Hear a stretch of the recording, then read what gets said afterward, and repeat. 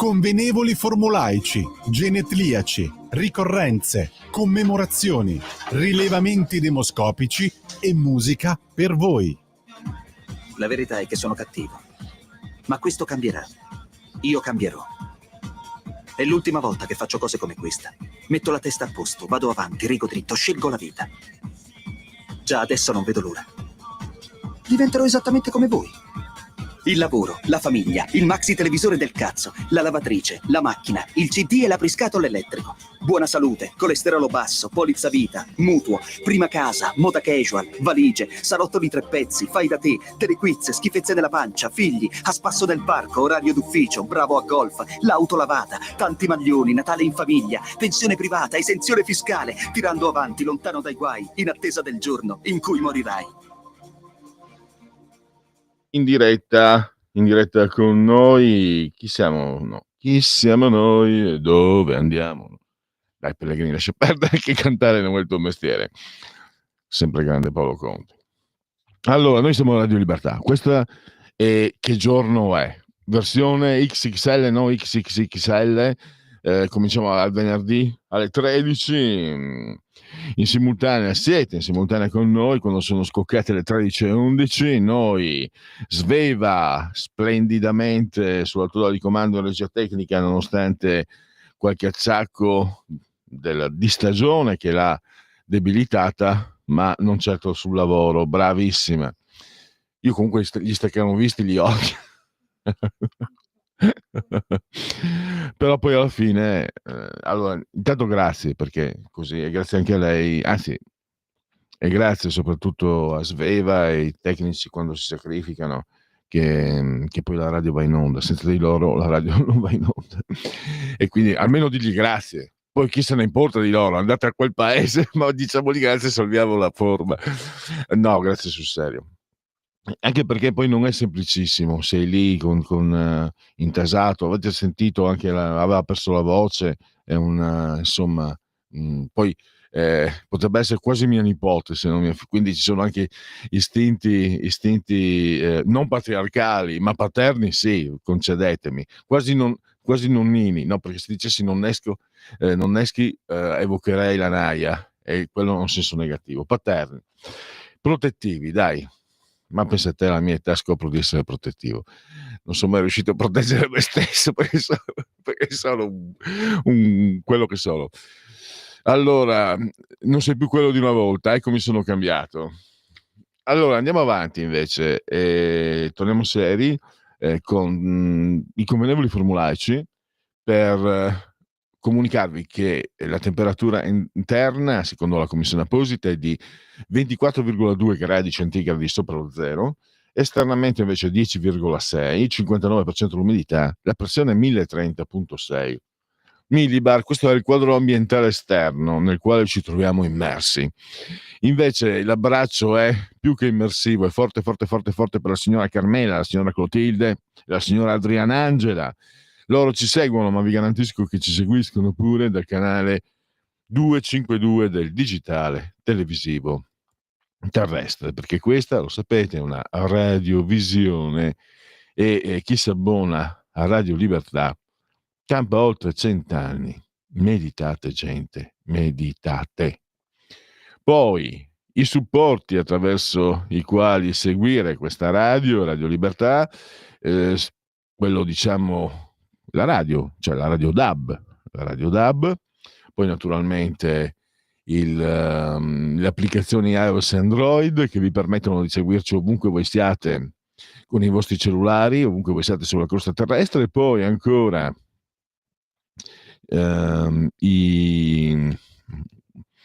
il sito radiolibertà.net, il profilo Facebook che vi permette di orientarvi attraverso la nostra programmazione, dove ogni notte che il cielo manda in terra pubblico le sinossi delle interviste che poi ascolterete in Che giorno è. Twitch, il social di ultima generazione, voglio ricordarvelo.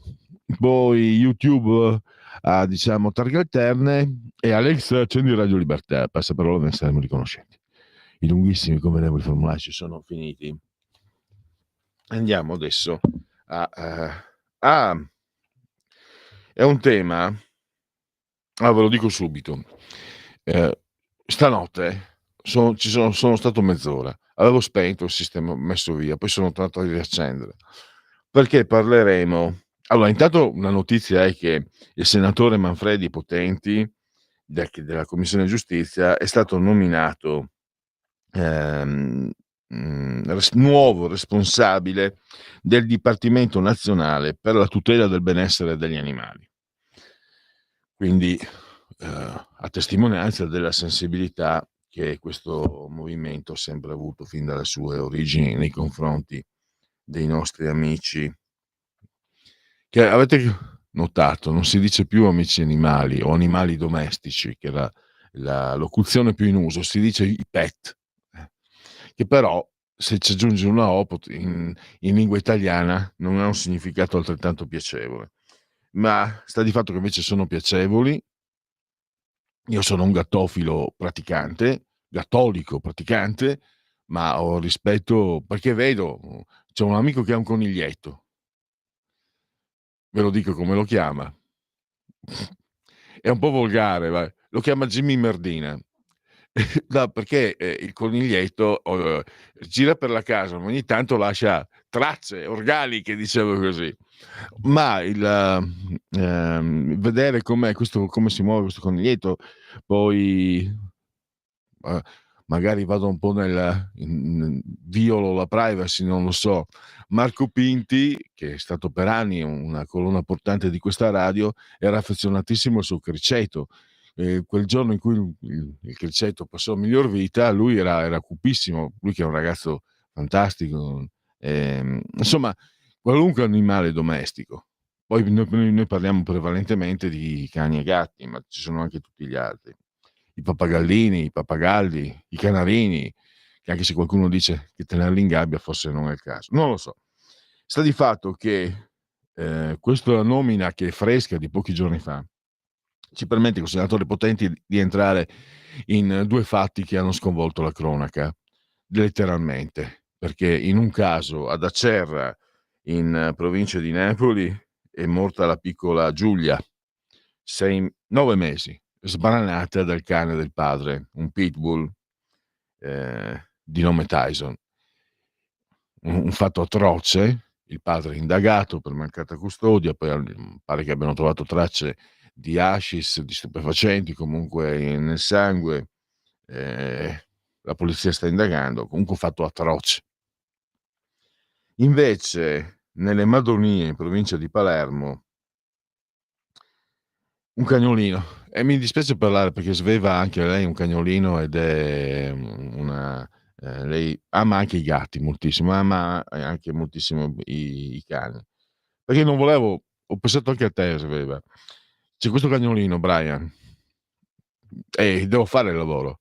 Qualcuno lo ha catturato, lo ha seviziato, lo ha picchiato a morte, lo ha scuoiato e l'ha fatto morire lentamente. Io ci ho pensato stanotte perché non volevo, cioè, allora se quando vedrete, l'ho messo nelle foto sia nella foto Facebook che poi nelle foto che mando in loop, vedrete, io sono un gattolico, quindi sono super cioè sono un po' al di fuori. Quando vedrete il musetto di questo cagnolino, cioè io non dico che ti vengono le lacrime, ma sì. Cioè vedere il musetto di questo cagnolino, sapere cosa gli hanno fatto è fuori dalle grazie di Dio. Io mi contengo perché questo microfono non è mio, questa radio non è mia, questo è un luogo pubblico, ma posso dirvi che dentro di me ci sono le peggio cose. Da dove vengo si usano molto le bestemmie, sono bestemmie cattive, le bestemmie come le bugie, le bestemmie bianche e le bestemmie nere, ci sono quelle non nere, nerissime. E mi è venuto in mente questo punto, sull'onda emotiva, che secondo me non va trattenuta, poi va superata. Molti ieri ho visto la trasmissione con quella di Rete 4 e molti, niente da fare, campagna contro i cani, soprattutto i cani d'Italia come i cani come i pitbull. Non bisogna più bisogna toglierli di mezzo, non bisogna commerciarli, insomma, e poi naturalmente, Tyson va soppresso, questo pitbull, che era stato allevato però senza mai portarlo fuori, quindi era un cane problematico perché chi lo accudiva non lo gestiva come si deve. Dall'altra parte, io vi dico, se volete intervenire, ho aperto le linee 0292 94 7222. Io, che sono contrario alla pena di morte, quando ho visto il musetto di quel cagnolino, quando ho letto quello che gli hanno fatto, io dentro di me, ve lo dico, non è che io ho pensato che gli farei la stessa cosa a quella bestia, a quel bestia, ma offendiamo le bestie, a quel malvagio. Gli farei la stessa cosa, la stessa identica cosa, che è sbagliatissimo, la legge del taglione, stiamo scherzando. Però è un fatto che la spinta emotiva ti porta ad avere, ehm, ad avere questi sentimenti, e difatti esiste il diritto per disciplinare i rapporti, per ordinare i rapporti all'interno del consorzio umano.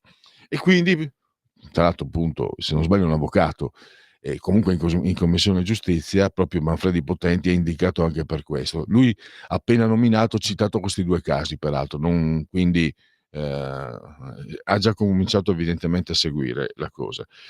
Anzi, sicuramente c'è una foto bellissima sua, che insomma fa capire che cioè, ci sono tantissime donne, tantissimi uomini, tantissimi ragazzi giovani che amano, straamano i cani, i gatti, e c'è la foto di Manfredi Potenti, poi gli chiederò se è suo il cane, l'ho messa anche quella sul profilo, una foto bellissima, e vedete c'è il cane e c'è lui e non si sa chi dei 2 sia più contento di stare con l'altro. Bellissima immagine, che rende ancora più dolorosa quella invece del cagnolino di Brian. Allora bisogna capire se, l'ordinamento, delle leggi italiane è, disciplinato per prevedere questo tipo, per ordinare, per regolare questo tipo di situazioni. Anche perché, io questi discorsi non mi sarei sognato di farli 30 anni fa, ma è da circa 30 anni più o meno che, anche di più, ma quando ero ragazzo io nessuno si sognava in appartamento di tenere un animale, nessuno. Teneva gli animali, cani e gatti, chi aveva una casa col giardino o col cortile, quello che volete voi. Adesso sono ormai un bel po' di anni che tutti teniamo questi animali da compagnia, animali domestici, pet, chiamateli come volete, creature. Tante volte sono loro che tengono noi, riempiono, il nostro spazio, ci fanno compagnia, ci distraggono anche da quelle che sono le cose tristi, perché quando certe volte, come ti guarda un gatto, ti dimentichi per un po', magari ti dimentichi di una giornata andata male o cose di questo genere. E quindi è cambiato completamente il sentire che c'è da parte, non solo il sentire, ma le conseguenze, perché ho letto di una sentenza che ha, punito a risarcire la famiglia di un cane, chi l'aveva ucciso, considerando questo cane come parte della famiglia. 30 anni fa avrei detto: "Ma siamo pazzi?" Adesso dico: "Giusto, è vero, fa parte della famiglia." Io da questo punto di vista non sono una persona comune, nel senso che ha sempre avuto affetto per gli animali, ma non sono di quelli che diventano matti, non sono un animalista sicuramente, e tantomeno duro e puro, però ho capito cosa vuol dire avere un animale che fa parte della famiglia. Ma qui in radio sentivo l'altro giorno, mi sembra, Sammy Varin che parlava dei suoi gatti, non so quanti ne abbia, Sveva mi parla del suo cagnolone, o cagnolino, e poi c'è, Beppe Braga, che gestisce il sito, che parla dei suoi 3 gattoni, uno più incredibile, son 3 tigri in realtà, e quindi tutti Cainarca, con la sua cagnolina che porta anche, quando viene qui in radio, meravigliosa. S Quando ero 30 anni fa, se si parlava tra amici e conoscenti, colleghi di lavoro, non si parlava del gatto o del cane di casa, perché chi abitava in appartamento non ce l'aveva. Adesso è cambiato e quindi di conseguenza le leggi, il diritto si devono adeguare, perché adesso perdere un gatto o un cane non è come 30 anni fa. Perché adesso con quel cane, con quel gatto, soprattutto vivendo la maggior parte di noi in appartamento, ci conviviamo in una maniera meravigliosa. E mi sono fatto prendere, scusate. Un pistolotto è stato, quindi non era, che non mi scappano forse troppo spesso, ma per una volta la causa è quella giusta, è quella buona. Poi invece parola di scrittore, lo sapete, la rubrica che si avvale della collaborazione imprescindibile di Patrizia Gallini, avremo Falso Indaco, Todaro editore, collana impronte, 15 euro, 245 pagine. L'autore si chiama Federico Anelli, è al secondo romanzo, il primo si chiamava Stai lontano dai pozzi, è un romanzo anticipato, scusate, ambientato nel delta del Po. C'è un paragone, anche un'analogia col Mississippi, perché questo falso indaco è una pianta americana, ma diffusa anche in Italia. E preparando, mettendo anche insieme un po' di immagini, eccetera, per i miei, credo siano arrivati addirittura a 38 ascoltatori che magari usufruiscono di Facebook, vedono o addirittura in televisione vedono le immagini che scorrono. Allora ne preparo grosso modo 90-100 e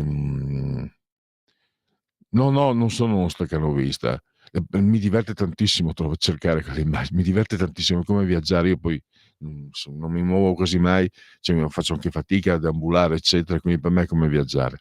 E ho visto che tra il delta del Po e il delta del Mississippi, in estate vedi insomma nugoli di zanzare, la vedi l'umidità, la senti, la percepisci anche in foto, cioè molte analogie. Non so se il Mississippi in inverno è come il delta del Po in inverno, che diventa ghiacciato, la nebbia che la tagli a fettine e te la puoi mettere nel panino, quel freddo che ti entra nelle ossa, fantastico.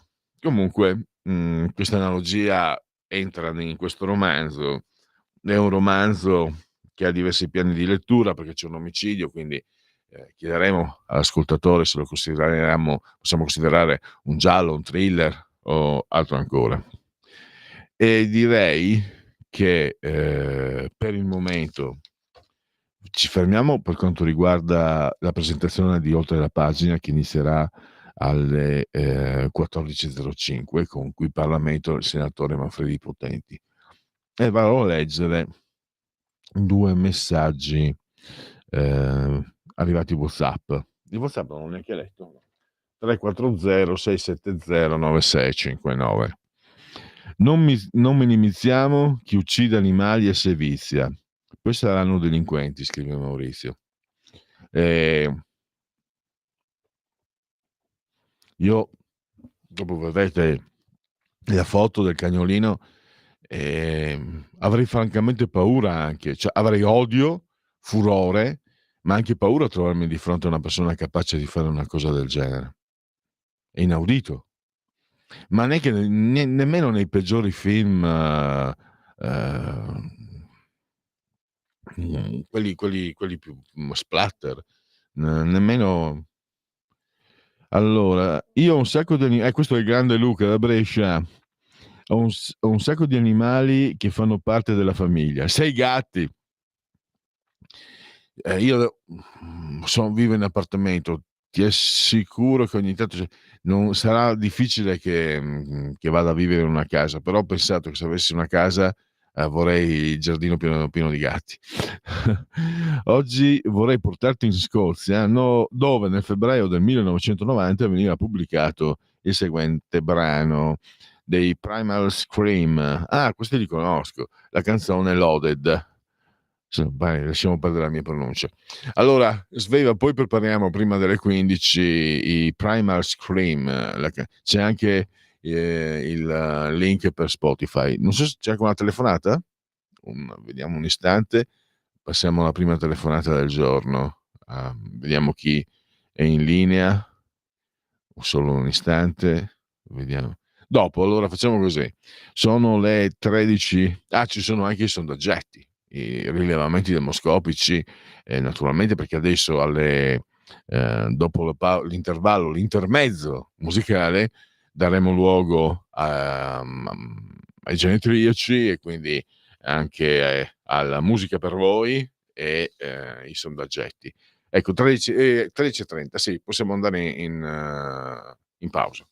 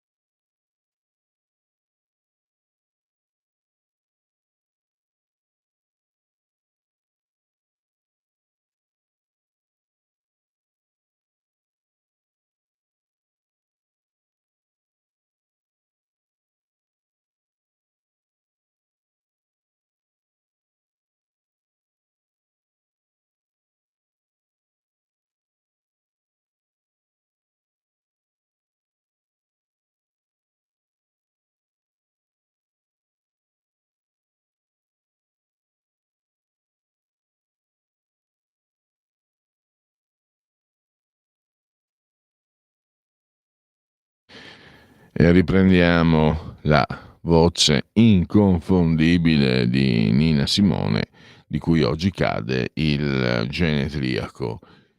C'è una telefonata, se non sbaglio, allora la parola a chi ce l'ha? Pronto? Ciao Pierluigi, sono Vito Coviello di Matera. Ciao. Ciao amico mio. Di animali, ma ne ho avuti proprio tanti, tartarughe, pesciolini rossi, pettirossi, canarini, gatti, vari gatti, una cagnolina bella, falchetti di quelli che cadevano dal nido, quindi se non li curavi fino a quando non avevano la possibilità di volare. E amo gli animali. Ricordo l'anno scorso in particolare sai quando si benedicono gli animali alla festa di Sant'Antonio? Il parroco della mia parrocchia dice: domani venite, portate tutti gli animali per la benedizione, ma mi raccomando, non fate come l'anno scorso che mi portate un pitone da benedire. Che dire? Temo che purtroppo molte volte, vuoi per solitudine, la gente si affida agli animali, certo sono dei compagni, la pet therapy dei compagni indispensabili, ma molte volte si vuole più bene alle persone o agli animali, e questo è il dramma. Voler bene agli animali, ma voler bene anche alle persone. Avere poi dei cani che possono essere pericolosi, nonostante la loro pericolosità, vede che accade, ma sono anni che si sentono di questi drammi. In Inghilterra qualche animale pericoloso è stato vietato perché sono pericolosi, o perlomeno si parlava dietro di dare la patente a chi aveva animali di grossa taglia, e la patente e la responsabilità. Poi cosa se n'è fatto? Le solite cose nostre italiane, se ne parla per un po', poi si mette tutto sotto il tappeto. Ma forse sono io che mi sbaglio, Pierluigi. Ti abbraccio, Pierluigi, ci sentiamo, dai, ciao. Grazie Vito. È una delle domande in serbo per Manfredi potenti, anche appunto le normative, come dicevo all'inizio, una di queste l'ha anticipata Vito, proprio il fatto di prevedere dei corsi per chi decide di accudire animali che sono potenzialmente pericolosi. Andiamo con i genetriaci allora. Oggi è il genetriaci ricorrenze, commemorazioni del terzo giorno di Ventoso, mese del calendario repubblicano. Pensate, nel 1848 Carlo Marx e Friedrich Engels pubblicarono il manifesto del Partito Comunista. L'ho letto e mi è anche piaciuto, perché è molto forte, molto rivoluzionario nel vero senso della parola. Non entro nei contenuti, ma nei contenuti specifici. Infatti si chiama manifesto, e casomai è il capitale che entra nei dettagli di quello che deve essere la costruzione di un partito collettivista come quello comunista. E lì sicuramente non mi piace, il Partito Comunista non può piacermi, ma il manifesto è una lettura secondo me molto interessante, perché è portata avanti con un impeto forte. Lo so che perderò il saluto di molti di voi per questo, ma io sono un paresiarca e non posso nascondermi. Malcolm X, un gigante del XX secolo, venne ucciso proprio il 21 febbraio del 1965. Davvero, c'è una bellissima biografia sua, biopic che si chiama, di Alex Haley, l'autore di Radici, e poi c'è anche il famoso film con Denzel Washington, che avrebbe meritato l'Oscar secondo me. Andiamo avanti. Abbiamo la musica per voi. Allora, il primo genetriaco è proprio quello di quello che sarà una delle offerte, una della musica per voi. Andres Segovia, letteralmente un virtuoso della chitarra andaluzzo. Pensate, c'è una sua frase che è divertentissima: il pianoforte è un mostro che strilla quando gli tocchi i denti. Poi era molto citata anche post mortem negli anni 80 ancora, ma soprattutto negli anni 70, per il suo Delta di Venere, la scrittrice Anais Nin. Non l'ho letto, confesso, non l'ho letto. Invece ho letto, è molto divertente, piacevole, interessante, Esercizi di stile. L'autore era Raymond Queneau, lui non c'è più, ma resta lui comunque l'autore di Esercizi di stile. Di solito ha detto, sono il solo a pensare quello che pensa. Poi abbiamo la vita è terribile, non è divertente guardarla? Parole e musica, vien da dire, di Sam Peckinpah, cioè leggendario regista cinematografico, una nomination, 0 Oscar, film che sono rimasti davvero nel mito, come Il mucchio selvaggio, forse il più famoso. Poi c'è anche Il cane di paglia con Dustin Hoffman, bellissimo film anche quello. Parlo dei film che ho visto. Poi un altro regista che invece no, lui non ha mai ricevuto una nomination, ha girato film comunque, soprattutto 5 pezzi facili, che se non ricordo male credo sia il film che ha lanciato Jack Nicholson. Credo addirittura forse fine anni 60, 69, 70, 71, prima ancora quindi di Qualcuno volò sul nido del cuculo. Bob Rafelson, poi anche un film bello suo, Le montagne della luna. Kathleen Wayman, l'avete appena sentita, Nina Simone. Kathleen Wayman era il suo vero nome.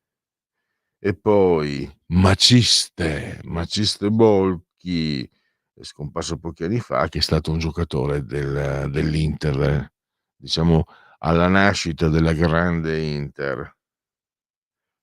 Ha vinto anche uno scudetto lui con l'Inter, ha giocato anche in nazionale.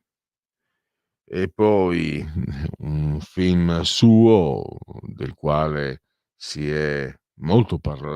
parlava molto negli anni 70, gli anni di piombo, per la regia di Margaret von Trotta.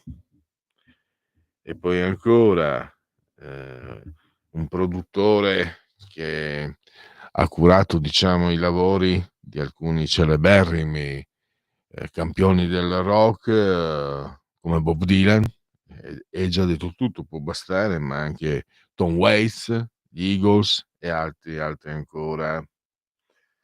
Poi lo scrittore statunitense di origine ucraina, Chuck Palahniuk, Fight Club è il romanzo dal quale poi è stato tratto anche un film di cui mi si è molto parlato, con Brad Pitt, mi ricordo, fine anni 90, finché che non ho visto, quindi non mi esprimo. C'è una frase sua che ho trovato che è interessante: il futuro che avrai domani non sarà quello che avevi ieri. E infine un velocista strepitoso.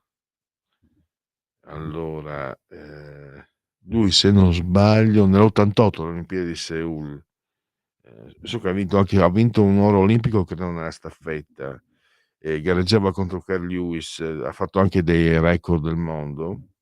E la Roy Burrell, velocista statunitense.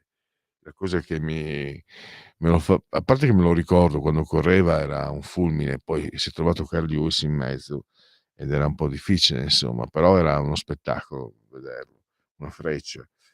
Quello che mi diverte, quello che me l'ha fatto mettere nei genetriaci, è che ho visto una sua foto di recente ed è quasi più grasso di me. E quindi fratellone. E direi che per quanto riguarda i genetriaci, Sassufi. Allora, qui c'è Carlina che scrive: conoscenti svizzeri mi dicono che là, se vuoi un cane che figura nell'elenco dei cani problematici, è obbligatorio iscriversi a un corso che costa 2.000-3.000 franchi, frequentare le lezioni col cane e superare insieme al cane l'esame per acquisire il patentino. Se non si passa l'esame, si deve rifrequentare il corso, ripagarne il costo e rifare l'esame superandolo, altrimenti niente cane. Addirittura l'ultima prova dell'esame consiste nel proporre a sorpresa al cane un oggetto in movimento. Lui deve assolutamente restare immobile finché il proprietario non gli dà il via. Questa non sapevo della Svizzera, avevo sentito, lo diceva anche Vito, mi sembra, in Inghilterra, ma anche ieri nella trasmissione che vedevo ieri, dove c'era un fuoco di fila contro i cani. E quindi c'era anche un animalista, poverino, che non era, è stato trattato malissimo. Io non ho simpatia per gli animalisti fanatici. Questo, come tanti animalisti, un po' fanatico lo era, però poverino non era come tanti che sono odiosi, ed è stato preso a pesci in faccia dal conduttore in una maniera molto antipatica, secondo me, al punto che mi ha fatto diventare simpatico l'animalista. Allora, andiamo adesso avanti con le notizie. Questo è dall'ANSA: team cinese scopre un nuovo coronavirus dei pipistrelli che si può trasmettere all'uomo. Lo studio, condotto dalla virologa di Wuhan, Zhengli, nota come la Batwoman, per la sua vasta ricerca sul coronavirus dei pipistrelli presso il Guangzhou Laboratory, insieme a ricercatori della Guangzhou Academy of Science. Mamma mia. Allora, Europa League, Lazio con il Victoria Plzen, Roma con l'Athletic Bilbao. Il Papa al Gemelli, tra oggi e domani si saprà l'esito della nuova terapia. Hamas conferma il rilascio di 6 ostaggi israeliani sabato. Il lavoro che stressa, a rischio un dipendente su 3. Censis Eudaimon, sensazione di esaurimento per il 47,7% dei giovani. Il lavoro genera situazioni di ansia o stress nel 73% dei lavoratori. Vediamo cosa ci dice invece. Eccolo qua il sorteggio, quello che a me stava particolarmente a cuore è il Champions League. L'Inter affronterà il Feyenoord, che ho chiesto prima a Simone, è la squadra che ha eliminato, perché ho fatto confusione, è la squadra che ha eliminato il Milan. E qui stavo riflettendo di calcio, pensavo, allora il Feyenoord era più debole rispetto al PSV Eindhoven, dicono gli esperti, però sta di fatto che il Feyenoord ha battuto il Milan, e lo ha battuto 2 volte. Il Milan quest'anno su 3 partite ha battuto l'Inter 2 volte e 1 ha pareggiato. Quindi prenderli con le pinze. C'è il derby a Madrid, quindi grandissimo derby, tra l'altro se non sbaglio Atletico Madrid e Real Madrid, che si incontreranno quindi in questi ottavi di Champions, sono appaiate al primo posto nella Liga spagnola. Quindi è come un po' se fossero in Champions, si incontrassero in questo momento Inter e Napoli. Del Mastro condannato nel collegio giudici di sinistra. Ira dell'ANM, sconcertante il nuovo attacco del governo alle toghe. Il vento è cambiato.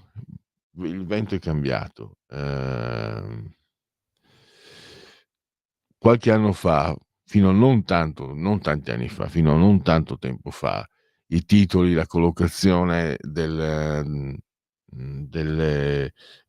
dichiarazioni sarebbe stata diversa. Prima ci sarebbe stato il governo respinge la condanna, non si sarebbe parlato dell'ira dell'ANM, si sarebbe parlato sconcerto dell'ANM. Adesso questo titolo, questa collocazione è messa in un modo che fa capire che il vento è cambiato per la magistratura. Di solito poi alla fine non sarà bello dirlo, ma gli esseri umani fanno parte della natura e nella natura c'è la legge del più forte. grosso modo è quello che presiede alle scelte all'interno di un gruppo sociale. Poi per fortuna ci sono le sovrastrutture, come le avrebbe chiamate appunto Marx, ma la base, credo di poter dire grosso modo sia questa. Musk: Zelensky si nutre di cadaveri di soldati, Trump ha ragione a ignorarlo. Macron: siamo in guerra, è una nuova era. Poi le fake news di Mosca, riprese da Trump, l'inizio della guerra, la pace rifiutata, gli aiuti a Zelensky. Dici bugie, Musk replica insultando l'astronauta Morgensen, sei un completo ritardato. Londra e la mobilità per i giovani europei, gli under 30 potranno venire per 3 anni per studio o lavoro. La rabbia di Netanyahu per il corpo di Mamma Bibas non restituito. Hamas: errore, domani liberi altri 6 ostaggi.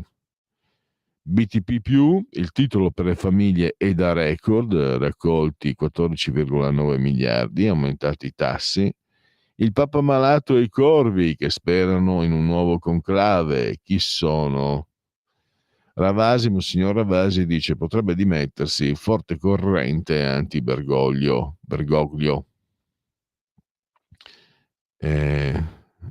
Nuovo coronavirus scoperto in Cina, HKU5 CoV2 utilizza il recettore di SARS-CoV2. Poi la diretta, siamo su Repubblica, Putin vuole annunciare la vittoria il 24 febbraio, a 3 anni esatti dall'invasione. Salvini: noi con Trump sta facendo grandi cose, Ursula vada dove vuole. La carta Zaluzny, il generale eroe che può tenere unito il paese. Prodi: l'Europa deve unirsi, la Premier alla fine sceglierà il presidente USA, ne è attratta. Hanno tutti ragione, il più ciampiano di tutti, comprereste un'alleanza usata da Conte e di Stefano Cappellini. Brexit, così Starmer riporta il Regno Unito nel cuore dell'Europa e ora apre anche ai giovani UE. La diretta Hamas, il corpo di Shiri Bibas scambiato per errore, domani liberi 6 ostaggi, i nomi. E andiamo a vedere Dagospia, qui si parla la sclerata di Scalera. La lite con Mariolina a Venezia non sono una cacchetta, quindi c'è bisogno di agire. Quando c'è bisogno di agire agisco. Vanessa Scalera torna sullo scazzo con la scrittrice che ha ispirato la serie su Imma Tataranni, che lei interpreta, sarà in onda domenica su Rai 1, e dice di ricordare la ingratitudine della Venezia. Ebbe un comportamento malmostoso durante la prima conferenza stampa, sappia che non le devo nulla. La replica, la mia, è stata una provocazione, un elogio della ingratitudine stile Tataranni. Scalera: all'inizio non ero convinta del sospetto fisico, mi sembrava troppo, vabbè, non so neanche perché l'ho letto. Giorgia ha un nuovo problema. Giorgia, inteso come Giorgia Meloni, sono sempre su Dagospia. Gli agricoltori inferociti. Il movimento dei trattori annuncia una manifestazione nazionale il 19 marzo e chiede al governo di dichiarare lo stato di crisi del settore. Il segretario generale di Altra Agricoltura Gianni Fabbris alza i toni: per farci sentire che dobbiamo fare? Dobbiamo uccidere qualcuno? Possiamo cominciare a ragionare di cose serie? Da Fratelli d'Italia arriva un coro di condanne, provocazioni gravissime e inaccettabili. Il partito della Meloni teme che la Lega possa spalleggiare le proteste per colpire Lollobrigida. L'esercito di hacker putiniani non molla l'Italia, per il 5º giorno consecutivo prosegue la campagna di attacchi degli hacker russi ai danni di enti e aziende italiane. Oggi nel mirino sono finiti Leonardo, Banca d'Italia, Edison, Fininvest e Parmalat. Nella notte il gruppo No Name 057 ha colpito i siti web dei porti di Genova, Pra, Savona e Vado Ligure e ha rivendicato l'azione come rappresaglia per le parole di Sergio Mattarella, che durante un discorso all'Università di Marsiglia aveva fatto un parallelo tra la Russia e il Terzo Reich. Il dragone è pronto a tappare i buchi di USA e Russia di fronte al capovolgimento dell'ordine mondiale by Trump. Xi Jinping sta fermo, aspetta in silenzio e manda avanti i suoi mandarini con la maschera della potenza affidabile. Si sta aprendo una finestra per la pace. Il dilemma del regime cinese: vuole stabilità per i commerci trattando con gli Stati Uniti, ma rischia di finire isolato se la Russia torna nel G8. Chi venderà a Pechino gas a low cost? Pechino è pronto a sostenere l'Iran se Mosca abbandona l'Ayatollah. Il ruolo dell'Europa, i leader UE offesi da Trump sono pronti a spalancare le porte alle merci cinesi. E allora andiamo con un'altra offerta musica per voi e poi chiudiamo con Segui la Lega. No, con i sondaggetti, chiedo scusa, sapevo.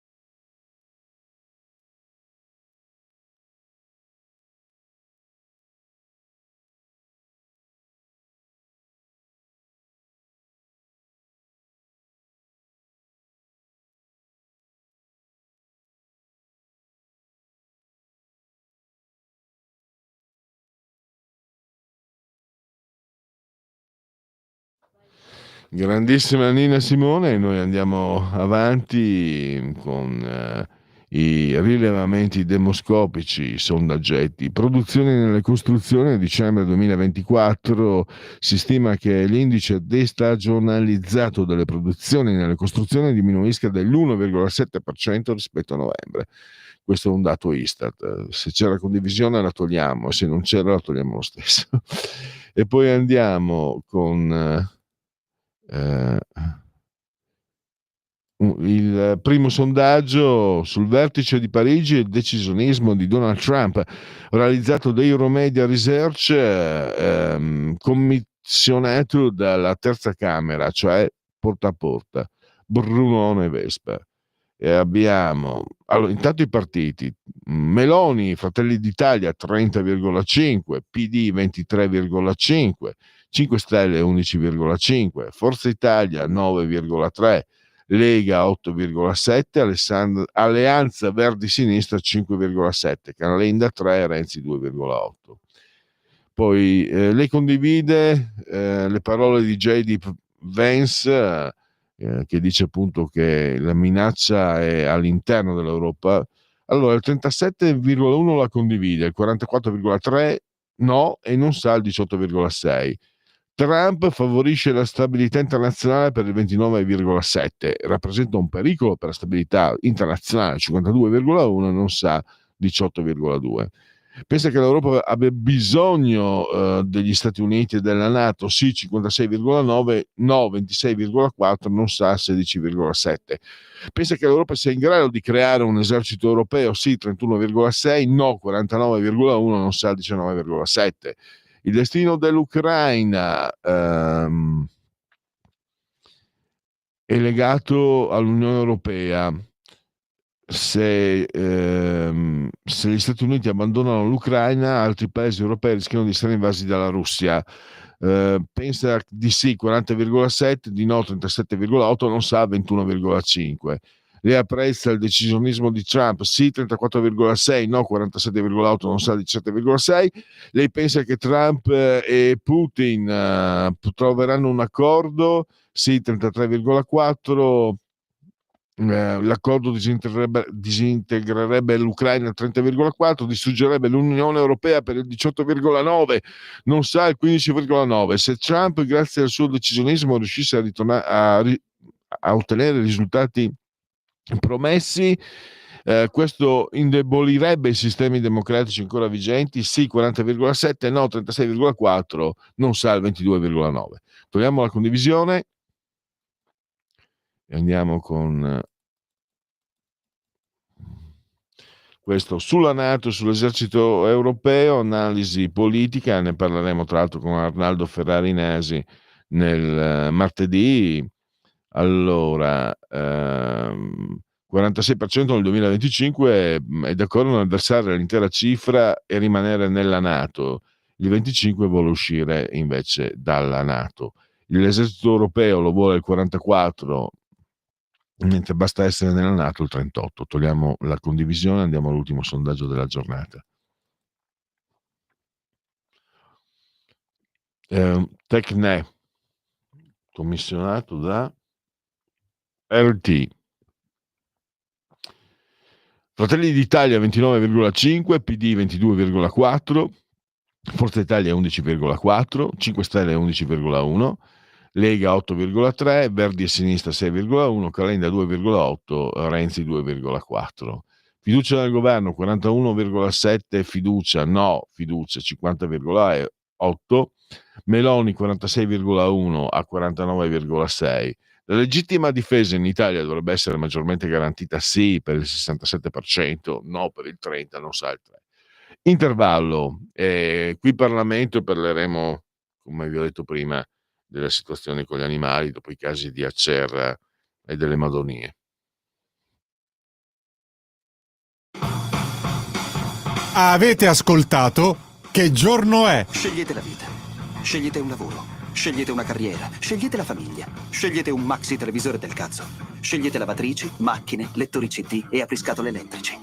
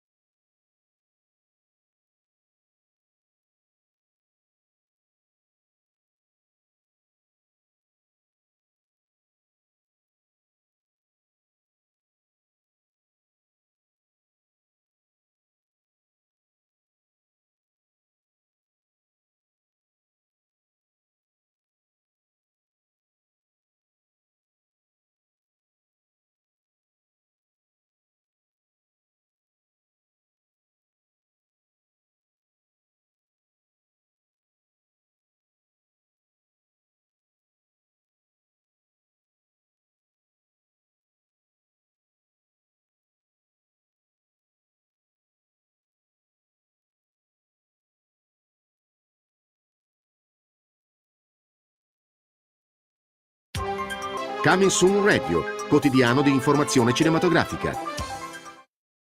La critica è unanime. A Real Pain è uno dei migliori film dell'anno. Io e Dave siamo cugini. Nostra nonna era di qui, così Dave ha pensato a questo tour polacco geriatrico con voi, brave persone. Candidato a 2 premi Oscar. Gli voglio bene e lo odio e vorrei essere lui. A Real Pain, dal 27 febbraio solo al cinema.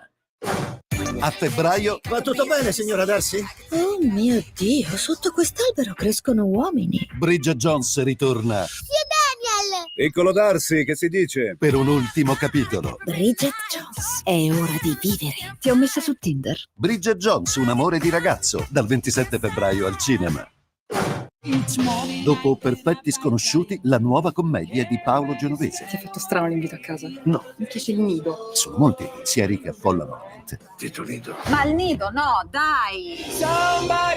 Follemente. Vogliamo sdraiarci a tavola? Per me è un grande sì. Controllati, era ironica. Dal 20 febbraio al cinema.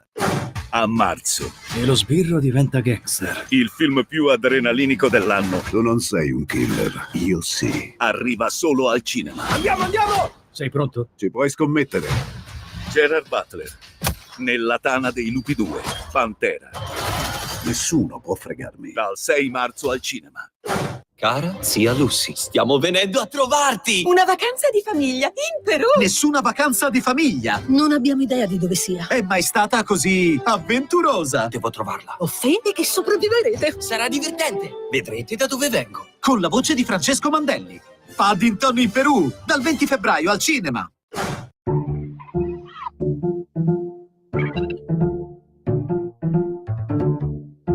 Va ora in onda Oltre la pagina.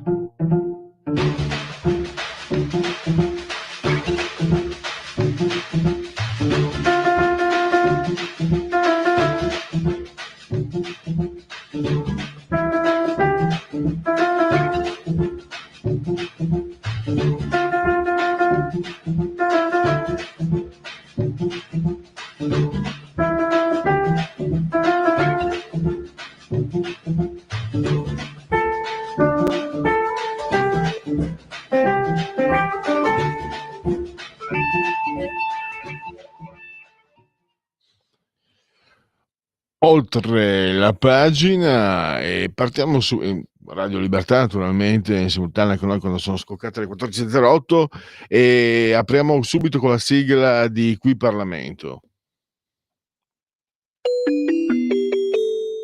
Qui Parlamento. Qui Parlamento che oggi ha come ospite Manfredi, senatore Manfredi Potenti, che a Palazzo Madama rappresenta la Lega in Commissione Giustizia, ma che nei giorni scorsi è stato anche nominato il nuovo responsabile del Dipartimento Nazionale per la tutela del benessere degli animali. Quindi parliamo anche di questo con lui, non senza avergli dato il benvenuto e anche dirgli grazie per la sua disponibilità. Benvenuto ai nostri microfoni, senatore. Buonasera a voi tutti, sono io che ringrazio voi e vi saluto con tanto affetto. Grazie. Congratulazioni anche per questo incarico. Grazie davvero.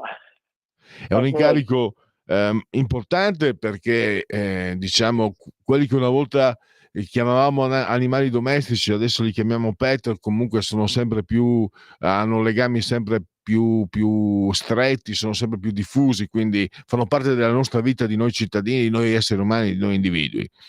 Poi nella Lega tradizionalmente c'è sempre stata una forte sensibilità e allora con lei, senatore, perché sono state le prime sue parole appena nominato, ha fatto riferimento a 2 casi tremendi, drammatici, a quello di Acerra e a quello delle Madonie. Abbiamo 2 casi opposti, abbiamo un animale, un cane che uccide una bambina di 9 mesi e invece nelle Madonie abbiamo io senatore tra l'altro mi sono permesso, ho messo noi sia su Facebook che poi andiamo in loop in televisione con le immagini che mandiamo appunto in loop, ho messo quella bellissima foto sua, non so se è il suo cane, quella ma eravamo invece lì alla festa del Lombard Dog Show una iniziativa a cui io partecipo già da alcuni anni, che si svolge appunto in Lombardia in alcune feste. Quest'anno è stata a Colico, ma lo scorso anno ancora in provincia di Lecco, poi insomma,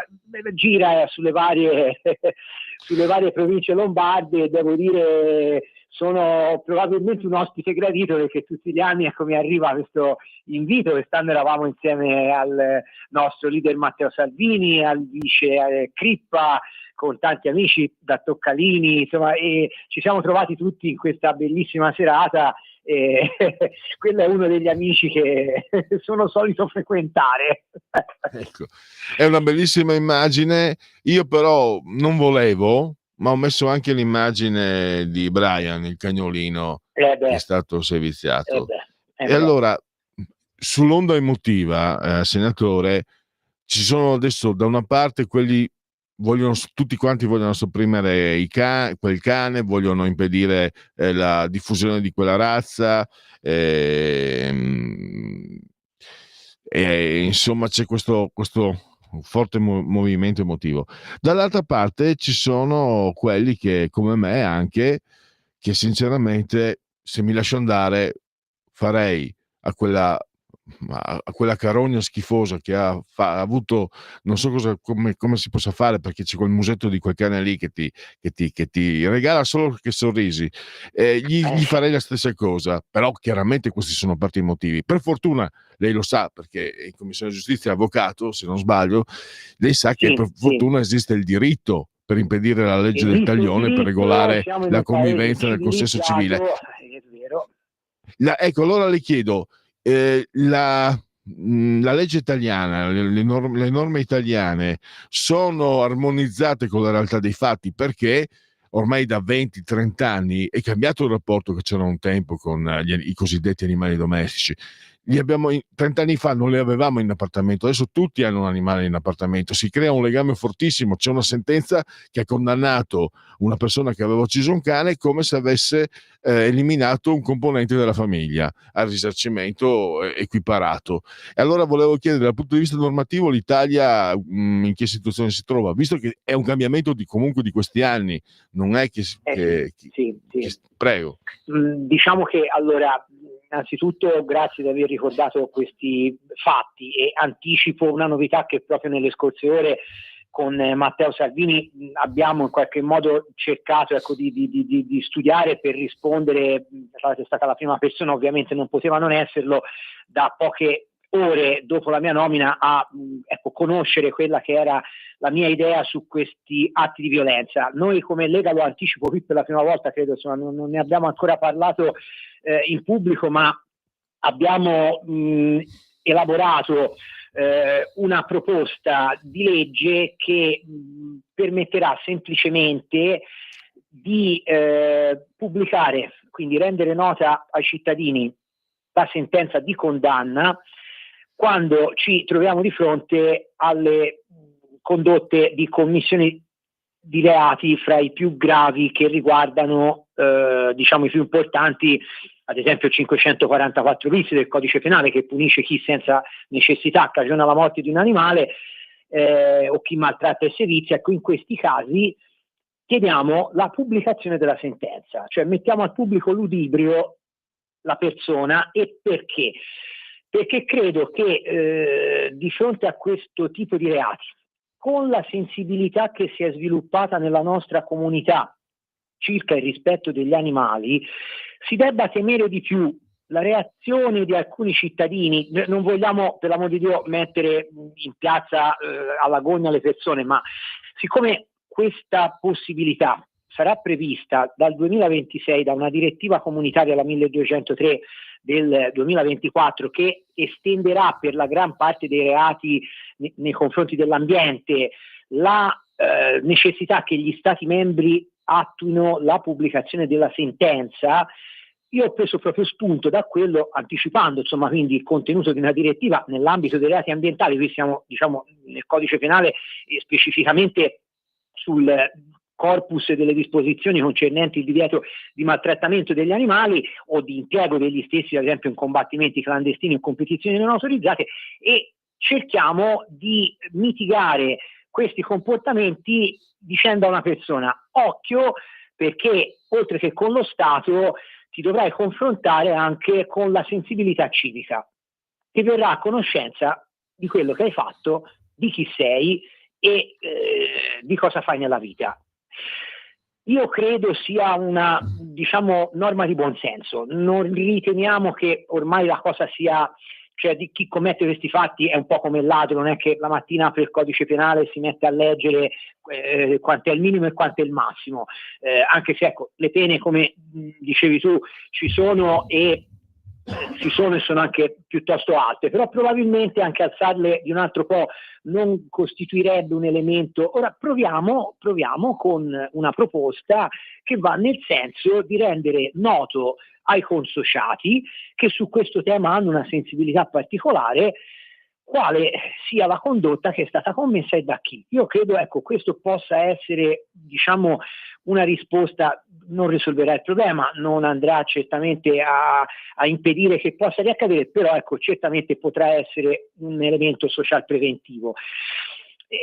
Ricordavi tu, noi abbiamo anche ora in corso di aggiornamento, insomma arriverà al Senato dalla Camera un testo di rivisitazione della parte proprio penalistica delle norme che disciplinano la risposta sanzionatoria dello Stato nei confronti degli animali, quindi andremo nella direzione ovviamente di inasprire e tutto. Lo facciamo perché, devo dire, nella storia dell'uomo, dirà ecco, diciamo, di quello che è lo sfruttamento commerciale, ma negli animali, diciamo, più vicini all'uomo c'è sempre stato affetto. In passato era un affetto strumentale, era, diciamo, un dovere dell'animale servire l'uomo, cioè magari si teneva il gatto perché prendeva il topo, si teneva il cavallo perché era un animale, diciamo, da trazione, e così il cane faceva la guardia.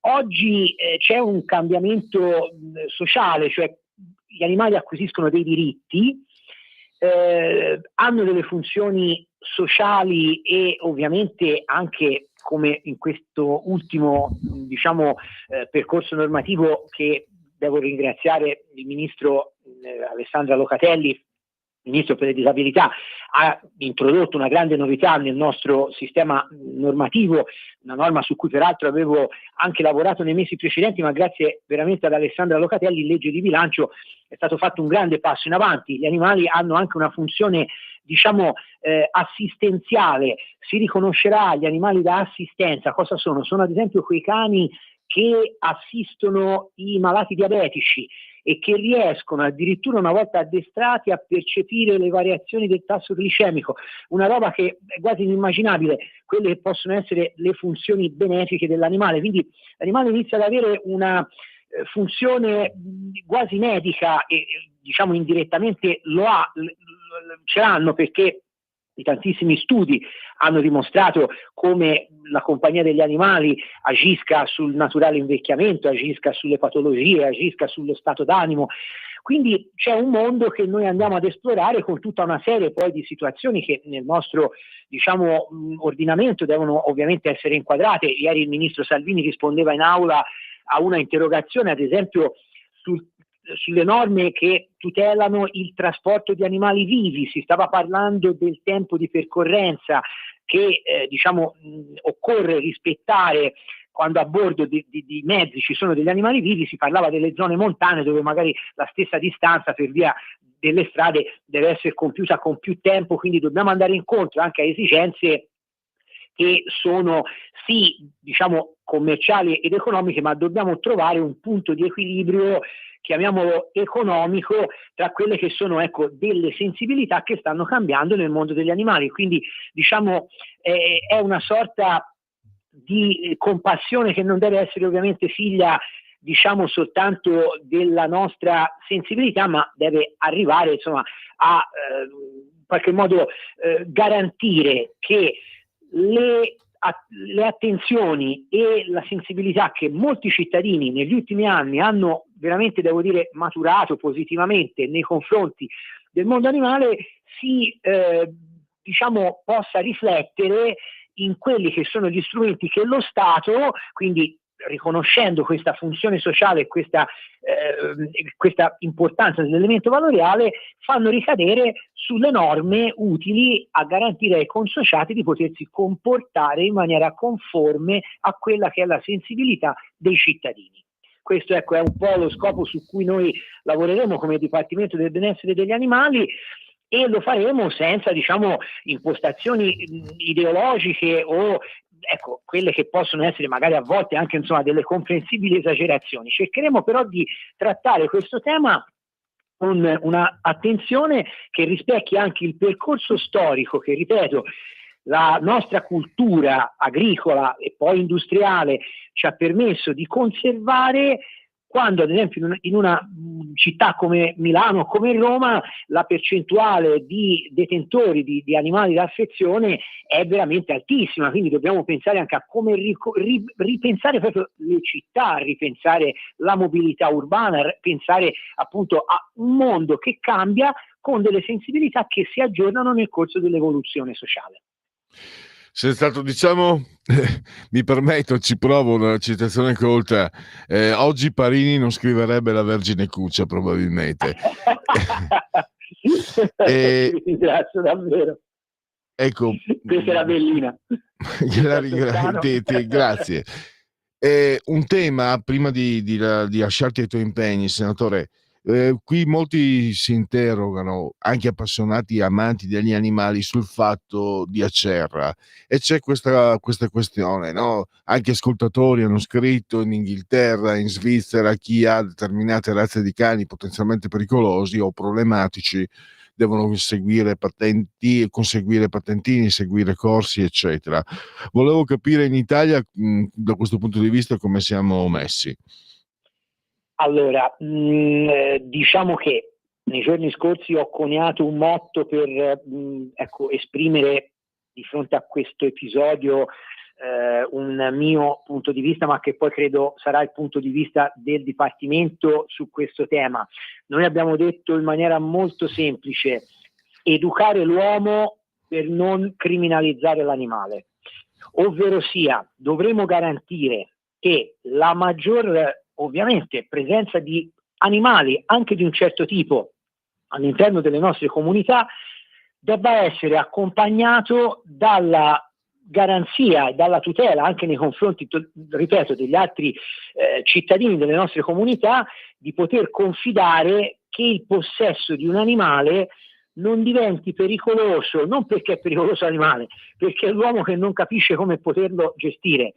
E qui purtroppo dobbiamo fare, devo dire, un po' di passi avanti. Cioè, nel passato il nostro era un mondo agricolo, dove l'attitudine a essere vicini agli animali, ripeto, per una funzione produttiva, per una funzione strumentale, diciamo, al mantenimento in vita della società, garantiva che l'approccio con gli animali era, diciamo, una nozione molto diffusa e sicuramente diciamo costituiva oggi sappiamo guidare tutti la macchina e il motorino. In passato, ecco, nella nostra comunità si sapeva gestire un cavallo, gestire un cane o una gallina.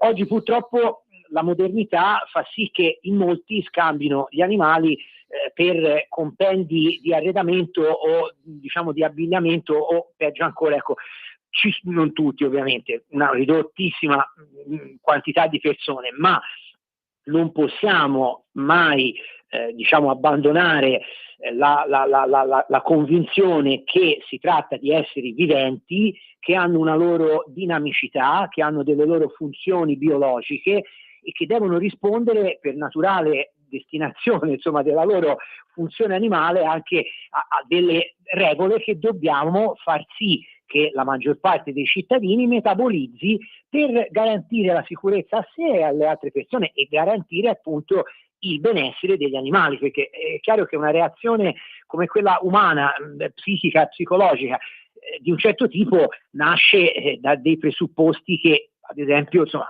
siamo riusciti nel corso dei secoli a conoscere, a correggere, a prevenire. Ecco, e qui bisogna capire anche come funziona la vita di un essere animale, per potergli garantire che all'interno della nostra modernità, che è cambiata, non abbiamo tutti la fortuna di stare in campagna con un grande giardino o con degli spazi che ci permettano, ci sono degli spazi urbani, sono cambiate le e l'animale ha bisogno di determinate, diciamo, come posso dire, nell'esercizio di determinate funzioni ha necessità, ecco, di avere una serie, diciamo, di attenzioni che probabilmente, come nel caso appunto di Acerra, non tutti sono in grado di poter gestire. Noi dobbiamo essere sicuri che questo avvenga per la sicurezza di tutti noi e per in primis evitare che vengano criminalizzati gli animali, che ovviamente sono sempre esistiti e non possono avere delle colpe ex se di natura, diciamo, ecco, pregiudiziale.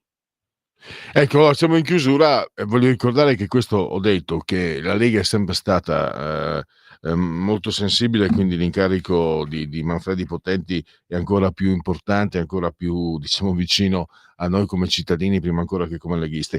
Volevo ricordare che è un percorso già iniziato, ne abbiamo parlato proprio con te una delle volte precedenti in cui ci siamo sentiti, perché nel codice della strada è stato inserito la punizione di togliere la patente a chi abbandona gli animali in autostrada. Voglio ricordare, essendo io un boomer, quindi antico, che quando ero ragazzo un gesto del genere nel peggiore dei casi era considerato deplorevole. Adesso c'è sempre di più una maggiore sensibilità di noi cittadini, ma c'è anche stanno intervenendo le norme legislative, e appunto il ministro Salvini ha inserito questo. Ne abbiamo parlato proprio con te, mi ricordo. Prego. Sì, esattamente, no, è un crimine, ti ringrazio di averlo ricordato, perché è una norma fortemente voluta da Matteo Salvini. Io mi sono onorato e pregiato, insomma, di proporla con un emendamento, è stato riformulato alla Camera, che mi ricordo, insomma, diciamo, ecco, posi molta attenzione a ricordare ai colleghi, insomma, di voler presentare, perché Matteo ne aveva nei mesi precedenti alla riforma parlato più volte. E devo dire, come hai detto tu, cioè io vedo nella vita, cioè, come è cambiato l'atteggiamento su tante situazioni quotidiane. Cioè, una bambina piccola come mia figlia, quando vede un foglietto intero, dice: "Babbo, ma chi ce l'ha buttato?" Quando eravamo piccoli noi, foglietti interi, lattine, insomma, era normale. È una sensibilità che cambia, quindi noi dobbiamo garantire che l'ordinamento, le norme, le leggi e le occasioni per valorizzare determinate sensibilità diventino aggiornate a queste sensibilità. Faccio il caso, l'ultimo, e chiudo. Tra poco andrò a Saline di Volterra, dove a breve aprirà una struttura socio-assistenziale. Stiamo seguendo questo caso unico con il ministro Locatelli, perché sarà la prima struttura, tra l'altro di proprietà di una Misericordia di Saline di Volterra, che ospiterà degli anziani con i propri animali da affezione. Abbiamo fatto fare un piccolo, su veramente la grande sensibilità, insomma, lo voglio sottolineare, del governatore di questa Misericordia, una piccola variante al progetto, con uno spazio aperto anche esterno per ospitare gli animali. Sarà probabilmente la prima struttura che io conosco, almeno nella zona, poi non so se ce ne sono altri in Italia, che garantisce la possibilità di ospitare un anziano col proprio animale da affezione. E devo dire, ecco, questi sono dei passaggi che dobbiamo necessariamente stimolare e agevolare. Benissimo, benissimo. Allora, ti ringrazio ancora, ringrazio Manfredi Potenti, congratulazioni a lui per questo nuovo incarico, responsabile del Dipartimento Nazionale della Lega per la tutela del benessere degli animali. Complimenti e buon lavoro, e grazie ancora. Grazie davvero a voi tutti gli ascoltatori. Arrivederci.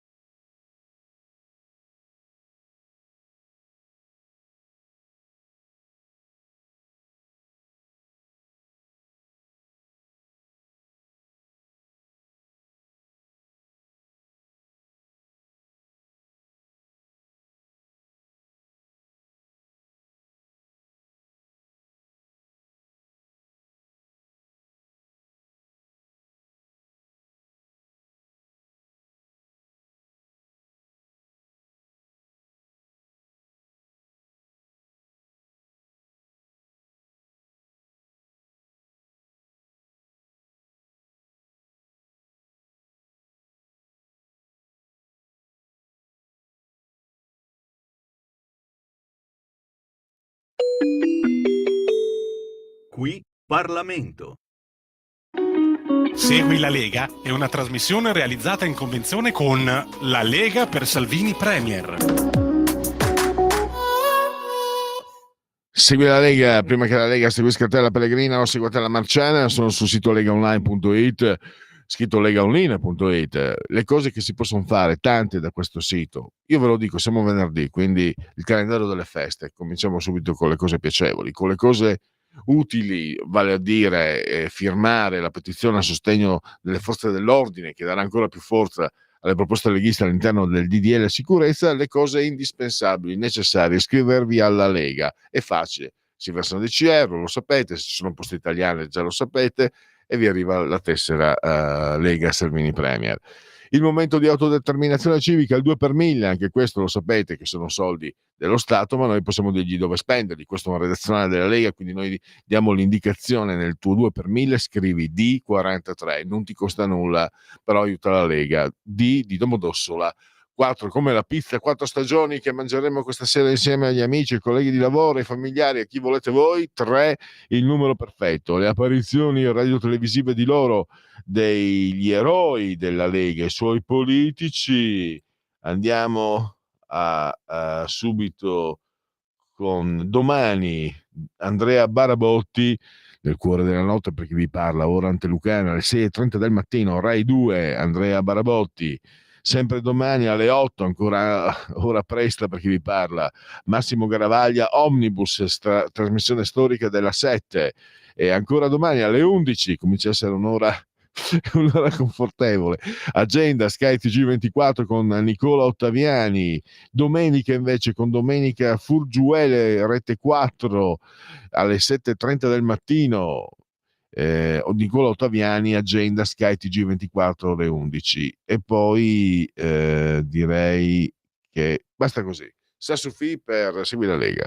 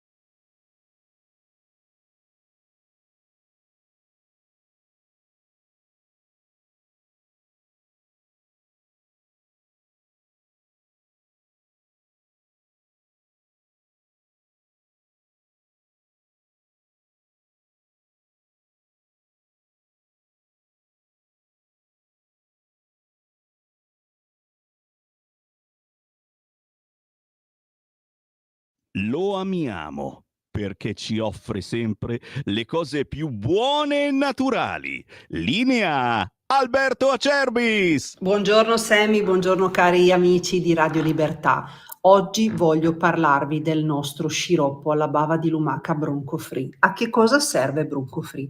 Serve per tutti tutti i processi alterati delle vie respiratorie. Avete presente quando abbiamo quel senso di pesantezza sullo stomaco, quando sentiamo che abbiamo la tosse secca, oppure quando abbiamo quella fastidiosissima tosse grassa che non ci fa dormire la notte e il nostro medico ci prescrive un mucolitico? Ecco, Bronco-Free è un mucolitico perché contiene appunto la bava di lumaca, gli enzimi litici che aiutano proprio a fluidificare il catarro, favorirne l'espettorazione e riuscire veramente a uscire molto più facilmente da tutte le problematiche respiratorie che noi abbiamo, soprattutto in questa stagione. Mi rivolgo anche a chi è fumatore e quindi deve convivere tutto l'anno con la tosse.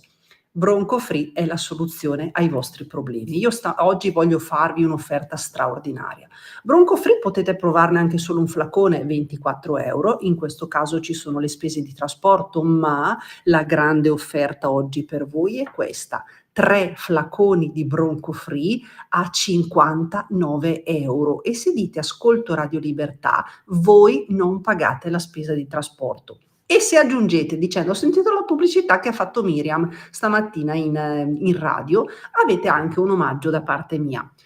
È davvero Bronco-Free la soluzione a tutte le problematiche respiratorie. Pensiamo anche ai nostri bambini, i nostri nipotini, li accompagniamo a scuola e il giorno dopo tornano, sono già pieni di tosse, pieni di raffreddore. Ecco, in tutte queste situazioni Bronco-Free. All'interno trovate un bugiardino per capire bene come si utilizza. Vi ricordo che è senza glutine e senza lattosio. Come fare per prenotarlo? 030 68 40 408, ripeto 030 68 40 408. Vi aspetto, ciao a tutti.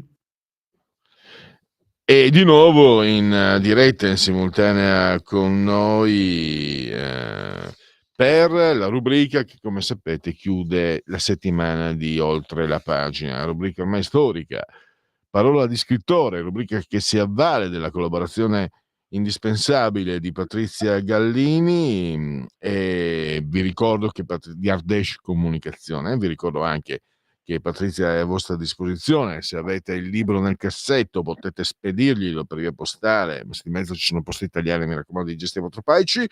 L'indirizzo è Ardèche Comunicazione, Ardèche è scritto Ardeche, via Andrea Verga numero 4, il codice d'avviamento postale, il CAP è 20144 Milano. Oppure potete anche inviarlo per email, press scritto come l'ho pronunciato, 2 numero, @ Ardèche Comunicazione, scritto Ardèche Comunicazione, tutto attaccato.com.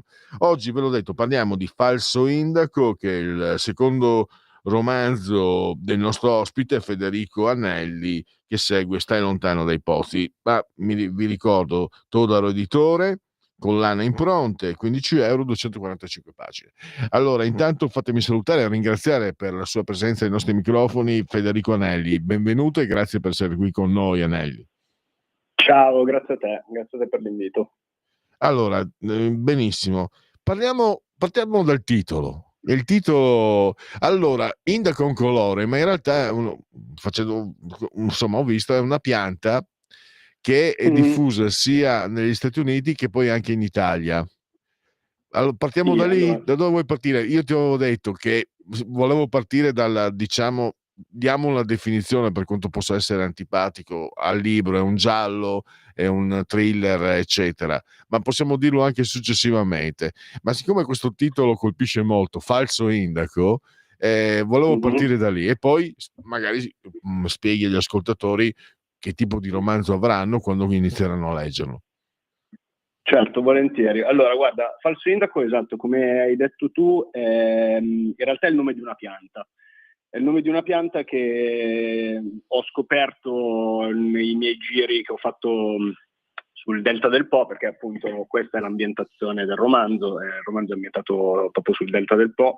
E questa pianta ha la particolarità, diciamo, di provenire dagli Stati Uniti come origine, ma di aver poi appunto messo radici in tutta questa zona appunto dove è ambientato il romanzo. Mi piaceva, al di là del fatto che ovviamente la pianta in qualche modo, non sto ad anticipare, ma ha a che fare con il racconto, Però mi piaceva il fatto di utilizzare questo come titolo per diverse motivazioni. La prima appunto è un po' il fatto che ho cercato di raccontare il Delta del Po, che è un paesaggio che mi ha sempre affascinato molto. L'ho cercato di raccontare un po' come fosse una sorta di delta del Mississippi, perché hanno molte cose, secondo me, cioè non solo secondo me, in realtà in comune, nel senso di questi paesaggi paludosi, queste lagune, quasi un luogo che mi è sempre sembrato qualcosa al di fuori quasi dell'Italia, no? Cioè che avesse una sua identità molto, molto particolare, e un po' il fatto di legare l'Italia agli Stati Uniti come atmosfera si prestava bene con anche appunto il fatto di avere questa pianta come fil rouge, che è un po' un legame appunto fra questi due mondi. Quindi questo principalmente è il motivo per cui ho scelto questo titolo. A livello di genere, come dicevi tu, sì, possiamo classificarlo come un giallo thriller.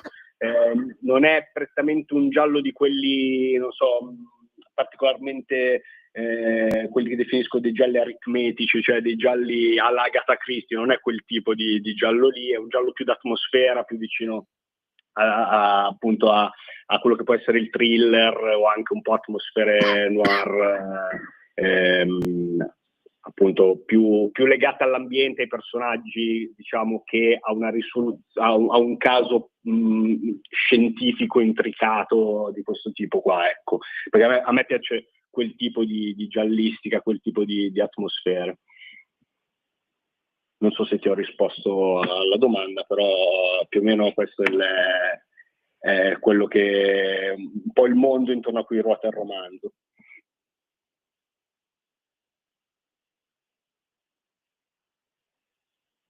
Il ritmo diverso, Scusa, ti ho perso, non ti ho sentito più.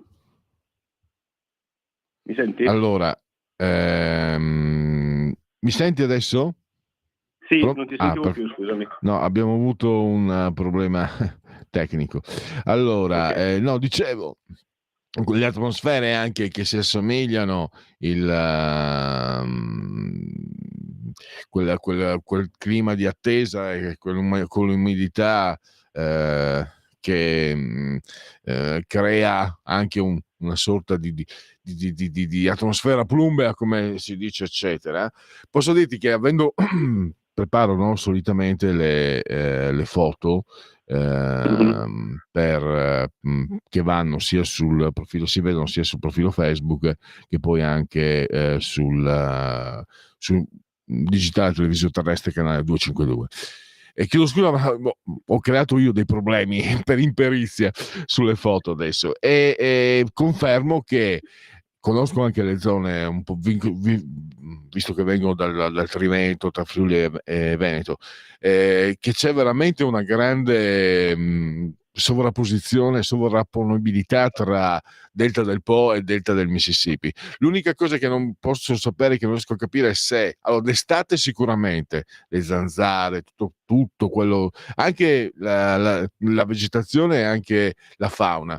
In inverno non so se il Mississippi ha le caratteristiche che ha il Delta del Po, gelido, con una nebbia che ho detto la puoi tagliare e mettere nel panino. Comunque veramente è molto simile. Ma questo non te lo so dire, nel senso che non sono stato, ma il paesaggio, al di là del clima, che sicuramente avrà delle differenze, però è veramente molto, molto simile. Poi, come dici tu, la nebbia è sicuramente una caratteristica forte del Delta del Po, infatti è coprotagonista quasi del mio romanzo, la nebbia, in un certo senso è quasi un personaggio aggiunto per come è presente. Tra l'altro volevo chiederti questo, ho letto, no, anche nelle note biografiche, tu tra l'altro non sei molto lontano da dove siamo noi come radio, quartiere Niguarda qui a Milano, giusto? Allora immagino che tu conosca il Parco Nord. Certo. Il Parco Nord è meraviglioso, è fantastico, ma è completamente l'opposto del Delta del Po. Allora volevo capire, tu che penso, ho letto che sei nato e cresciuto, quindi il Parco Nord lo conosci ed è fantastico ed è meraviglioso. Ma sono due ambienti, due aspetti della natura completamente diversi, completamente lontani. Non so se ci può essere un lontano legame tra questi due aspetti. Ma no, in realtà guarda, semplicemente come sempre uno è attratto poi dalle cose che conosce anche meno, dalle cose più quasi esotiche per certi versi, quindi ovviamente io sono cresciuto qua. Nel momento in cui per la prima volta sono andato, poi diciamo la prima volta che sono andato sul Delta del Po sono rimasto proprio folgorato dal paesaggio, e anche perché appunto essendo un fan invece di tutta quella letteratura ma anche cinematografia legata invece appunto agli Stati Uniti di più, della Louisiana o piuttosto che la Florida, quelle atmosfere lì, avendoci un po' ritrovato appunto degli elementi, ho detto quindi anche qua possiamo in qualche modo, anche in Italia possiamo avere dei paesaggi che hanno quel tipo di atmosfera, di mood in maniera così suggestiva come sono i paesaggi appunto della Florida o della Louisiana. E quindi siccome ho sempre pensato che fosse un luogo anche poco sfruttato dalla nostra letteratura o cinematografia, non è un posto che si vede tantissimo diciamo nei film, o almeno che io sappia, o nei libri, quindi mi sembrava bello in qualche modo riscoprire questo angolo d'Italia e raccontarci all'interno questa storia. Poi per come la vedo io, quando si scrivono gialli, noir, l'ambientazione è proprio fondamentale, cioè proprio il punto, per me è stato il punto di partenza sia su questo romanzo che su quello precedente, che aveva tutt'altra ambientazione, che era invece più ambientato su un'isola non specificata ma che in qualche modo si rifaceva a un'isola delle Eolie. Comunque diciamo che per me il paesaggio è la scintilla da cui parte sempre un po' tutto, e in questo caso il Delta del Po è stato assolutamente la cosa che mi ha fatto decidere di partire con questo secondo romanzo e di ambientarlo lì. Sì, intanto concordo, a parte che è irrilevante che io concordi o meno, quello che hai detto che non è sfruttato, perché devo dire, sul versante dei romanzi potrei magari fallare perché non ho una conoscenza così approfondita, ma per esempio nel cinema, per riguardo il cinema, io ricordo un film dell'87, Notte italiana di Carlo Mazzacurati, se non sbaglio, che venne premiato anche come opera prima, forse al Festival del Cinema di Venezia, che se non ricordo male era ambientato ed è francamente poco sfruttato, un'ambientazione così suggestiva, così caratteristica, così capace di portarti davvero su piani diversi di immaginazione e di rappresentazione. Tu cosa ti sei... che Mi è tipo venuto in di... mente in realtà un altro film che, scusa, mi è venuto in mente un altro film ambientato lì, che fra l'altro è una delle cose diciamo che mi ha anche ispirato, perché è uno dei miei horror preferiti, che è La casa delle finestre che ridono di Pupi Avati, che è ambientato proprio è vero. sul Delta del Po, la parte più dell'Emilia Romagna, diciamo, però è sempre Delta del Po. Sì che quello non l'ho visto, a dire la verità. Forse lì il signor Diavolo anche, forse, ma non si vede meno. Sempre dei Pupi Avati, del grande Pupi Avati. Volevo chiederti, non dico l'ispirazione, ma diciamo i tuoi riferimenti letterari, ma anche possono essere il cinema, possono essere anche ormai, visto la qualità che hanno le serie televisive, soprattutto devo dire quelle anglosassoni, ma ce ne sono anche di francesi che sono molto buone. Ecco, c'è qualche riferimento? Non sto dicendo che ti abbia ispirato, anche perché no, può essere benissimo, ma quello che fa parte un po' del tuo pantheon, del tuo bagaglio culturale, anche in funzione poi del tuo essere scrittore. Guarda, sì, allora, parlando di letteratura, in realtà io sono un lettore di gialli, ma non di quelli proprio famelici, cioè nel senso leggo i gialli, ma non è il principale genere che leggo, quindi i miei scrittori preferiti non sempre sono autori di gialli, però diciamo che per questo romanzo allora sicuramente mi ha ispirato In fondo alla palude di Lansdale, che è un bellissimo, chiamiamolo giallo noir, ambientato proprio nel sud degli Stati Uniti, che ha dentro anche delle cose legate, a me piace molto il folklore anche, no? Quindi le storie legate, magari storie anche un po' inquietanti, legate a personaggi del folklore locale, a leggende del folklore, quindi questa cosa è sicuramente una cosa che mi ha sempre ispirato. Poi vabbè, se parliamo appunto di autori di noir, di gialli, sono un grande fan di Edward Bunker, anche se fa tutt'altro genere, ovviamente molto più gialli più metropolitani, mettiamola così, però mi è sempre piaciuto moltissimo. C'è anche tanta ispirazione di cinema, come dicevi, perché sicuramente la prima stagione di True Detective, che appunto è proprio ambientata sempre in Louisiana, è sicuramente una delle mie ispirazioni, perché vabbè, lo considero proprio un capolavoro quella prima stagione lì. Poi vabbè, come dicevamo, il film di Pupi Avati, anche perché comunque sono anche un grande fan del cinema di genere italiano degli anni 70, quindi l'horror, i poliziotteschi, quel mondo lì in qualche modo mi hanno sempre un po' influenzato, anche per il lato più anche grottesco, un po' divertente, un po' da commedia, comunque quel tocco un po' italiano, nel senso ovviamente positivo in questo senso, è stata un'altra delle ispirazioni. Quindi diciamo un po' un mix di letteratura e di cinema sicuramente. Però queste un po' sono le cose che mi vengono in mente come prime ispirazioni. Ho detto anche che sei un amante di Johnny Cash. Assolutamente, sì. Sì, Johnny Cash, ma sì, sono un amante di Johnny Cash perché in qualche modo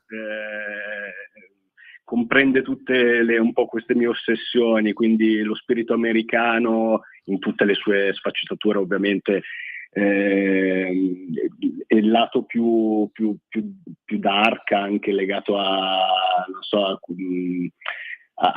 queste figure un po' fuori legge, anche appunto quel lato del folklore più oscuro, tutto un po' l'immaginario di Johnny Cash mi ha sempre molto affascinato, ed è un po' così un'ispirazione sempre.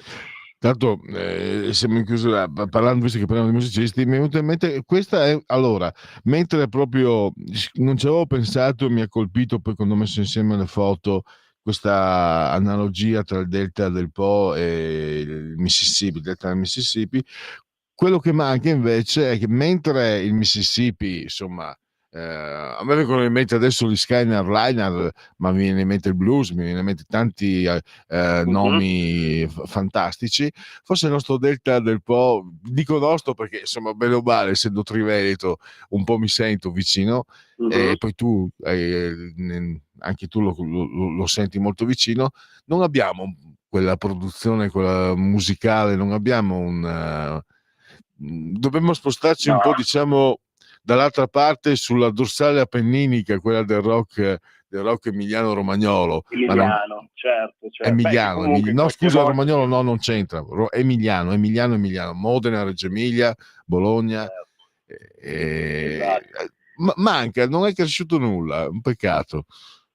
Beh, infatti comunque io ci ho messo un po' di country nel romanzo, sì. Quindi poi vabbè, come dici tu, comunque quel versante lì musicalmente è sempre stato legato alla musica americana, quindi come dice, fra la via Emilia e West, no? Diceva Guccini, alla fine sì. In qualche modo c'è questo riferimento sempre alla musica americana, quindi vedi, il link continua in qualche modo. Esatto. E poi appunto in questo romanzo troveremo tanti aspetti per appassionarci. Allora, voglio ricordarlo ancora, il titolo è Falso Indaco, Todaro Editore, collane impronte, 15 euro, 245 pagine, lo trovate in tutte le librerie, anche online ovviamente. Aspetta, mi sembra, adesso che ci penso, che avevo letto che esce il 24 di febbraio, o sbaglio? O è già uscito? 27 febbraio. Ecco, quindi vi abbiamo dato un'anteprima. Il 27 febbraio lo avete a disposizione, quindi mi raccomando, noi vi abbiamo avvisati e informati. Allora io ringrazio Federico, la domanda d'obbligo: c'è un altro libro nel cassetto? Ma sì, ho iniziato, ma con molta calma. Beh, noi comunque con altrettanta calma siamo qua ad aspettarti, quindi siamo a tua disposizione. Mille. Grazie ancora Federico Anelli e a risentirci allora al prossimo libro. Grazie, anche prima. A presto, grazie. Ciao. E allora chiudiamo parola di scrittore. Ringraziamo come sempre assolutamente la nostra amica e collaboratrice preziosa Patrizia, e più che la collaboratrice, lei insomma l'artefice di questa rubrica. Quindi grazie a Patrizia Gallini. Andiamo a concludere. Qua cosa ho perso tutto? Sì, perché tra l'altro mi salvo, probabilmente se no, forse non, no, ho paura che andasse la mia immagine, ma mi salvo come Lautaro Martinez perché manca l'audio, perché l'audio non c'era. Perché quando sbaglio io mi infurio 3 volte, siccome ho sbagliato e ho messo a disposizione delle fotografie sbagliate, mi sono allora, ciao D'Antonio, bellissima foto. Non conta quello che gli altri pensano di te, conta quello che tu sai di essere. Grazie Antonio. E poi abbiamo, per questa bella frase, e poi abbiamo cara radio, con migliaia di medie e piccole aziende che hanno bisogno di farsi conoscere, noi abbiamo solo Acerbi, scambiato responsabile marketing, scrive Maurizio. Dacci una mano Maurizio, che i soldi non bastano mai. E poi abbiamo invece questo ascoltatore, un miliardo, allora sì, una grande vittoria per noi del nord, devono farla questa autostrada, è pazzesco che i poveracci che vivono in provincia di Lecco e Como, Varese, fatichino così tanto per collegare queste 3 città. 1 miliardo di euro per l'autostrada tra Lecco come Varese. Questo ascoltatore ci condivide questa notizia, lo ringrazio. Sarebbe ora che la Lega si interessasse del problema tangenziale ovest, mettere entro 2 anni una bretella da Binasco, Milano-Genova 7, a Casello di Melegnano, Milano-Bologna 1. Allora, pensiamo alla Lombardia per favore, con 3 pollici alzati. Grazie anche a questo ultimo intervento. L'ultimo invece notizia, fatemi dare l'ultimo aggiornamento dall'ANSA. Allora, Federica Brignone vince il gigante di Sestriere. Quindi chiudiamo con una notizia sportiva. Chiudiamo ringraziando Sveva, fantasticamente sulla torre di comando e regia tecnica nonostante i malanni di stagione. E grazie a voi per aver scelto anche oggi Radio Libertà.